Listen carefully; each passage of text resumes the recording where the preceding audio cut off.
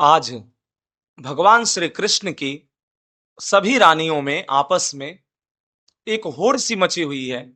जितनी पट रानियां हैं, रुक्मिणी रुक्मिणी जी, सत्यभामा जी, जामवंती जी, जितनी भी हैं, सबके आपस में एक मानो ऐसी होड़ है कि हम बहुत ज्यादा प्रेम करते हैं प्रभु से, द्वारिकाधीश से हम बहुत प्रेम करते हैं।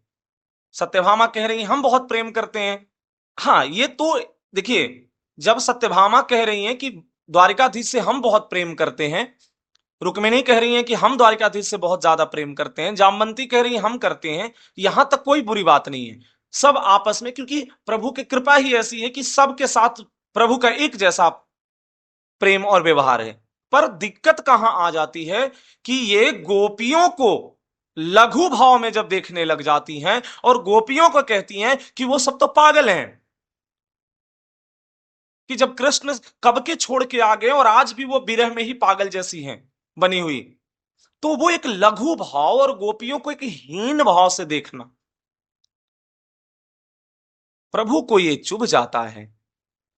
क्योंकि प्रभु, जो गोपियों के प्रेम में जो प्रभु ने अपना सब कुछ हारा, सब कुछ न्योछावर कर दिया, उस प्रभु को अपनी गोपिकाओं की निंदा या गोपिकाओं की अवहेलना कैसी रही सही जाती और सुनी जाती, प्रभु से रहा नहीं जाता है।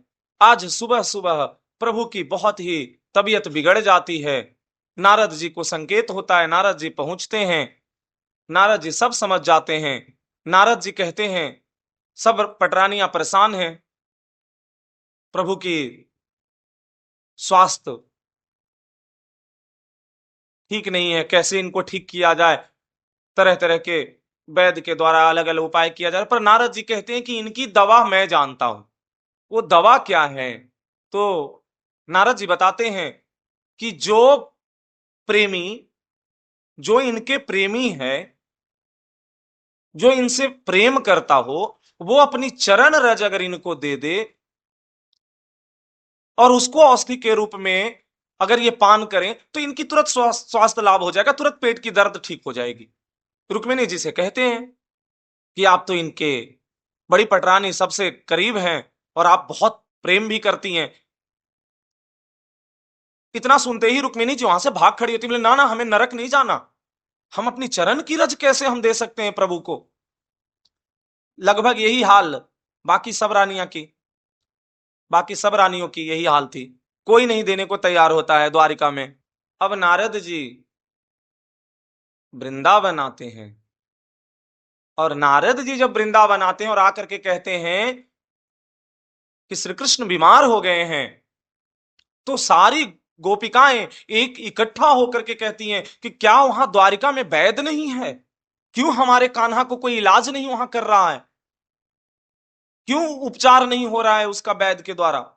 व्याकुल हो जाती हैं। देखो क्या हाल है गोपियों की, क्या दशा है गोपिकाओं की, जब अपने प्रीतम की ये सिर्फ संदेश मिलता है, खबर सुनती है कि हमारे प्राण धन, हमारे प्राणपति श्री कृष्ण की स्वास्थ्य ठीक नहीं है, तो कैसी दशा होती है। नारद जी कहते नहीं, ऐसी बात नहीं है, वैद्य हैं, वैद्य उपचार कर रहे हैं, पर उनकी औषधि जो है वो कोई देने को तैयार नहीं है, और वो औषधि हर किसी के पास है।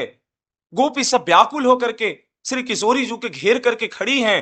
किशोरी जी पूछती हैं वो औषधि क्या है नारद जी?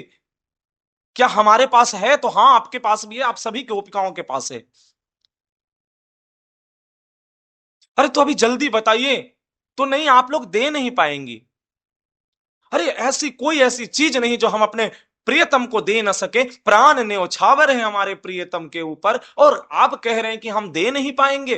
कैसी बात कर रहे हैं देव ऋषि, देवर्षि नारद जी। उनकी प्रेम देख करके अंदर से बिल्कुल भाव विभोर होते हैं, पर अपने खुद को संभालते हुए कहते हैं नहीं दे पाएंगी, क्योंकि इससे पहले स्वयं द्वारिकाधीश के कई पटरानियों ने मना कर दिया है। तब गोपिकाएं कहती हैं अगर वो देने योग्य मेरे पास कोई भी चीज हुआ तो प्राण सहित देने को तैयार हैं। अरे हम अपने प्रीतम के सुख के लिए, अपने प्रियतम को स्वास्थ्य लाभ देखने के लिए, तो हम अपनी प्राण को भी हंसते हंसते न्यौछावर कर दें। ये है प्रेम की पराकाष्ठा, ये है प्रेम की लगन, ये है प्रेम की समर्पण। नारद जी कहते हैं कि वैद्य ने जो उपचार बताया है, वो जो प्रभु से जो प्रेम करता हो, उसकी चरण रज अगर मिल जाए और उसको औषधि के रूप में अगर उन्हें पान कराया जाए, तो वो बहुत जल्द स्वास्थ्य लाभ उनको हो जाएगा और बहुत शीघ्र ठीक हो जाएंगे। गोपिकाओं ने सेकंड मात्र की देर नहीं की, सबने अपना अपना पैर ऊपर उठाया और बोला, लीजिए उठाइए चरण रज और ले जाइए हमारे प्रियतम, हमारे श्री कृष्ण के पास, अति शीघ्र करिए। प्रेम में नरक और स्वर्ग की चाह नहीं रह जाती है, प्रेम में नियम कानून नहीं रह जाता, प्रेम में तप नियम संयम कुछ नहीं रह जाता, लोक व्यवहार कुछ नहीं रह जाता। प्रेम तो प्रेम है, प्रेम तो प्रेमियों के सारे बंधन तोड़ देता है। प्रेम, ये प्रेम है। देखो यहां रुक्मिणी जी को, जामवंती जी को, सत्यभामा जी को डर है कि हम नरक जाएंगे, हम अपनी चरण रज नहीं देंगे प्रभु को। वहीं गोपियों को और श्री किशोरी जी को कैसा है कि जितना चाहो हमारे सारे को चरण रज बटोर करके ले जाओ। अरे हम तो प्राण देने को तैयार हैं, ये चरण रज क्या है। उनको चिंता नहीं नरक स्वर्ग की। अरे जिसके प्रेम में तीनों लोक बार दे, वो गोपिकाओं की प्रेम है। जिसकी प्रेम में अपनी जीवन को तपस्विनी की भांति दिन रात विरह में डुबो दे, वो प्रेम है। प्रेम अपनी चाह नहीं कि हम नरक जाएंगे या स्वर्ग जाएंगे, प्रेम होती है हमारे प्रियतम की क्या चाह है, प्रियतम की किसमें खुशी है, वो प्रेम है। प्रेम अपना नहीं देखता, अपना सुख अपना साधन नहीं देखता, अपना कल्याण अपना उद्धार नहीं देखता। प्रेम देखता है हमारी प्रेमी को किसमें उद्धार और किसमें कल्याण और किसमें खुशी। नारद जी चरण रज बटोरते हैं, अपना अचला बिछाते हैं और कई बहुत सारे चरण रज इकट्ठा करके और निकल जाते हैं। जब द्वारिका पहुंचते हैं और वहां कहते हैं, जब सब रानियां पटरानियां खड़ी थी, पूछते हैं, श्री कृष्ण पूछते हैं कि देवर्षि चरण रज मिला? कहते हैं हाँ प्रभु। कहां से मिला? तो वृंदावन से मिला। और गोपियों ने और किशोरी जी ने जो चरण रज दिया है, वो ये कह के दिया कि अरे हमें तो नरक जाने की क्या डर, हम तो अपने प्रियतम के लिए अपनी प्राण न्यौछावर जब कर दिए हैं, हमें तो अपनी अपनी शरीर की हमारी सुध नहीं है, हमारा शरीर जब अपने लिए नहीं है तो हम नरक स्वर्ग की क्या चिंता करें, जिसमें हमारे कान्हा की खुशी वही हम करेंगे। अब ये बात सुन करके जो पटरानियां थी वो सर सबकी नीचे झुक गई, और जो उनके हृदय में जो गोपिकाओं की प्रेम की प्रति एक जो लघु भाव आया था, वो आज सब धुल गया, निकल गया। और उन्होंने यही कहा, धन्य है वो गोपिकाएं जिन्होंने अपने प्रियतम के लिए पूरा जीवन समर्पित कर दिया। और हम अपनी एक चरण रज देने के नाम से ये कहने लगे कि हमें नरक जाना पड़ेगा। तो ये क्या है? ये साधन है। कर्माबाई जी को देखो, कर्माबाई जी को क्या हुआ? उन्होंने नियम कानून नहीं देखा कि हम ये स्नान करके इतने पवित्र हो करके हम भोग बनाएंगे तो प्रभु को हम पवाएंगे, तो प्रभु प्रसन्न होंगे। नहीं, वो बोले नहीं, हम रात्रि में ही हम भोग पवाएंगे प्रभु को अपने हाथों से। और नित्य क्रिया से पहले ही वो प्रभु के लिए भोग बना लेती और जगन्नाथ जी को पवाते, और जगन्नाथ जी बड़े प्रेम से पाते। जब एक ब्राह्मण ने नियम संयम को मानने वाले, जब एक ब्राह्मण ने आकर के देखा और पूछा कि कर्मा भाई, तुम इतनी रात लेट कहां जा कर्माबाई तुम इतनी विलंब से कहां जा रही हो? तो कर्माबाई कहती है कि हम स्नान करने जा रहे। तो इतनी विलंब से? सूर्योदय कब का हो गया है, एक भक्त को इतने विलंब स्नान नहीं करना चाहिए। तो कर्माबाई कहती हैं कि क्योंकि हम अपने जगन्नाथ जी के लिए अमनिया कर रहे थे और उनको भोग पधरा करके, उनको भोग पवा करके और तब हम जाते। तो बिना स्नान ध्यान किए हुए तुम भोग बनाती हो, अमनिया करती हो? छी छी छी, ये कैसी सेवा है, कैसी अमनिया और कैसी भक्ति है?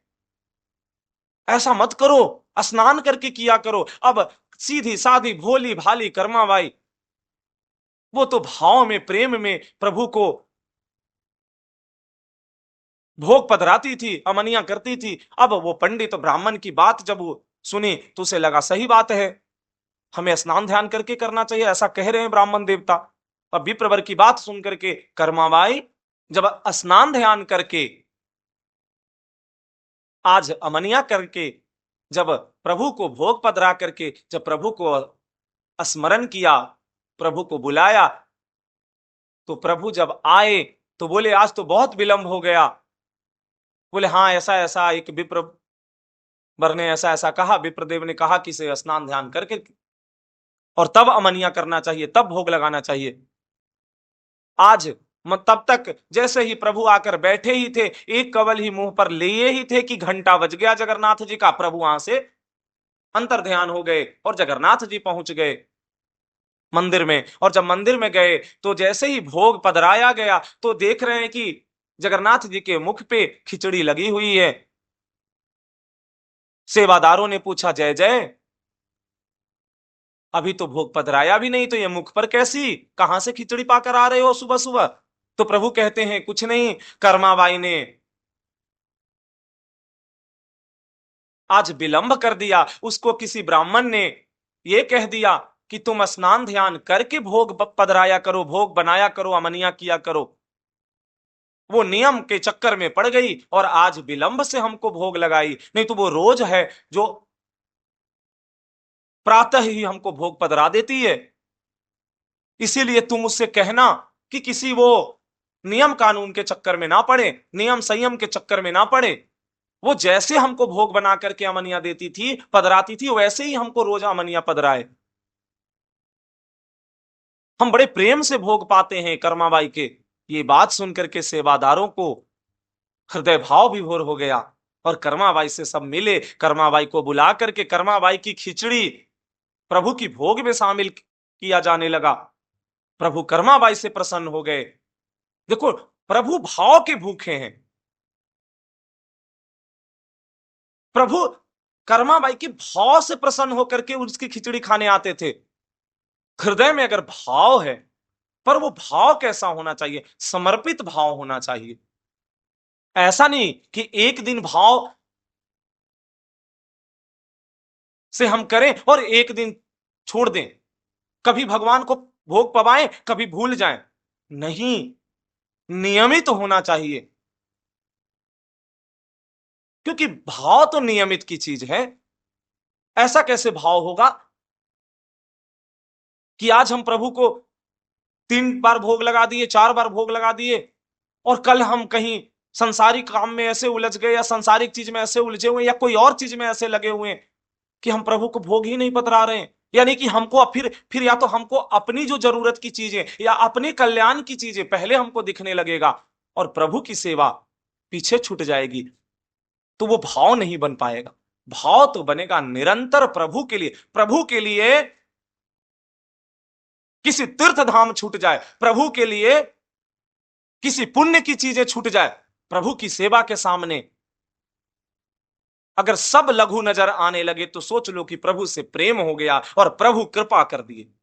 इसीलिए प्रभु से भाव से प्रेम, भाव में भरकर प्रभु से प्रेम करो, भाव में डूबकर प्रभु से प्रेम करो। कर्माबाई की खिचड़ी ने प्रभु को अधीन कर लिया। जय हो राधा वल्लभ लाल की जय। जय जय श्री वृंदावन बिहारी लाल की जय। जय जय श्याम सुंदर की जय हो, प्रिया लाल की जय, किशोरी जू की जय, अलवेली सरकार की जय। जय जय श्री हित हरिवंश राधा वल्लभ लाल, सदगुरुदेव भगवान की जय।